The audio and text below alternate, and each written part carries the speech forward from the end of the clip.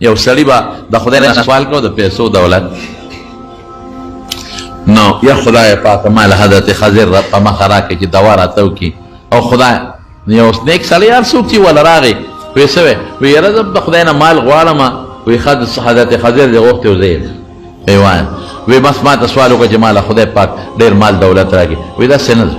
داسې وکړه چې ته لاړ شه بازار ته او بازار کې یو مالدار سړی وګوره د هغه نوم زده کړه نو ما ته به هغه یاد کړي زه سهار له بیا راځم چې ما دغسې کا نو حقه دعا به وکړم هغسې به خدای کړي هغه وی دا خو ډېره ښه خبره ده سهار لاړ نو زیات مالدار مونږ خلکو ته زرګران ښکاري ځکه هغوی د زرو کاروبار کوي دې خلکو ته په عرف کې دی لاړ د زرو مارکیټ ته بازار ته یو دوکانونو چکر لګوي یو زرګر دی چې اوس هغه ته به پونډونه دي او مال او زر دي او خرڅېږي اخېستلي کېږي او بلا نوکران دي دی ورغې هغه ته کېناسته او ورته وایي چې داسې کار دی چې دی او مخامخ ولاړ دی پیشکي شو ایشه دی خوا راشه څه وی وی دلته څه له ولاړې یاره دا تا ته یو خبره کوم خفه نه شي ولې خفه کېږم وی دغسې یو نیک بنده راغلی دی او ما خدای ته سوال کړی و الله را لېږلی او ما وی ما ته دعا وکړه چې خدای مالدار کړي هغه وی بازار کې وګرځه او یو سړي نوم زده کړه ما ته به ووایي چې د دغه سړي په شان که دعا به وکړم خدای به د هغه په شان کړي نو ما ته ډېر مالدار ښکاري دا سره او سپین ارض ځي نو زه وایم چې زه دعا کوم چې ستا په شان مې خدای کړي نوم راته لږ وښایه پلار نوم راته وښایه هغې بچې کښېني پام کوم ما ورته یاد نه کېږي ما نه خبره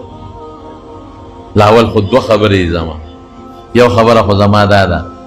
چې د بیمار یم ناجوړه دا چې څومره ته ګل ته ګورې دا چې کم تا ته مخامخ ښکاري دا ټول زما په مخ کې غوښې او چرګان او زما مال خوري زما پکې نصیب نشته ما باندې دا هر څه بند دي او ډبې راواغی شوي دغه پیتي مال راځي او دا خورم نو مال به دې ډېرې دا به دې خوراک یې نو څه به کړو وی دویمه واوره دویمه دا وه چې ښځه مې ډېره زیاته خوښه وه زه یم ډېر زیات خوښ ښځه مې ناجوړه شوه چې ناجوړه شوه بیماره شوه ډاکټر بیا طبیبان وی دا مري دا ختمېدو والا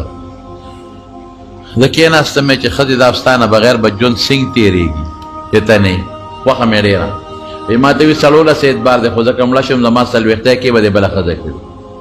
نو ستا نه بغیر بله ښځه سوال نه پیدا کېږي چې زه بله ښځه وکړم وی چې په سړو اعتبار رشته او بله به دې کړي بس ما نه یو غلطي وشو زه لاړم او د ښځې د خواهند د خواهشاتو چې کوم اندام یې هغه مې ځان نه پرېږدم او ډاکټر طبیب لکه سنت چې سړی کوي برابر وګنډلم او رالم ښځې ته مې هغه اندام کېښود چې اوس ته یقین راغی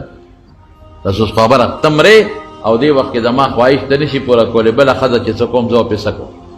خیر و خلاص اوس دې یقین راغی وی اوس مې یقین راغی وی خدای مې ښځه جوړه کړه خدای دې تباه و برباد کا خبیثه دا ستا کار دی اوس مې ښځه خدای جوړه کړه زه اوس بیمار یم قصه مې خلاصه ده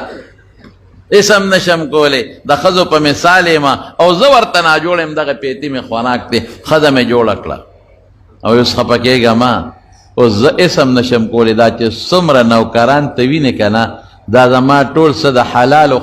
د حرامو خاوندان دي زما د ښځې او څه د حرامو بچي دي ښځه مې لګیا ده ګناه کوي او بچي دې پیدا کېږي